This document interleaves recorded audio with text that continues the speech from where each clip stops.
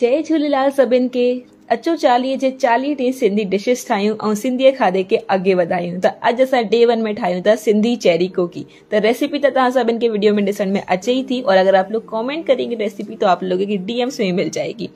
तो ये सिंधी चेरी कोकी हम लोग मोस्टली ऑफ द टाइम नाश्ते में बना के खाते हैं। नॉन सिंधीज भी एक बार जरूर ये चीज़ ट्राई करें नाश्ते के अलावा। कभी कभी शाम को आधा कप चाय यानी कि आधा कप चाय के साथ हम लोग ये चीज जरूर खाते हैं। वीक में 1 या 2 बार तो कंपलसरी ही है। तो आज से हमारे झांसी में झूलेलाल चालीहा महोत्सव स्टार्ट हुआ है, जहाँ 40 दिन यानी कि 40 डेज की फास्टिंग होती है, और जो अपनी इच्छा से इस व्रत को रखना चाहे रख भी सकता है। ऐं हिन चालीहे में असां ठाहींदासीं 40 सिंधी डिशेस। तो सिंधी कोकी कंहिंजी फेवरेट आहे कमेंट कयो। जय झूलेलाल।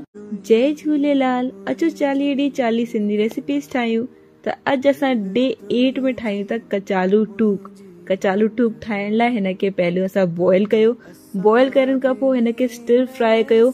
रेड थियनि हुन खां पोइ कढी करे हिन में चीरो लॻायो।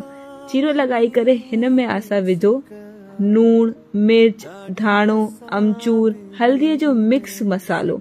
हिन में मिक्स करे मसाले खे हिनखे कचालुनि जे विच भरी करे हिनखे असां प्रेस कयो। ऐं हे असांजा कचालू टूक रेडी आहिनि फ्राई थियण लाइ। त हिनखे असां पैन में विझी करे थोड़ो ऑयल विझी करे पैन में फ्राई कयो। थोड़ो ही फ्राई कजो, सोक थियनि। हिन खां पोइ कढी वठिजो। त कंहिंखे पसंदि आहिनि कचालू टूक कमेंट कयो। जय झूलेलाल।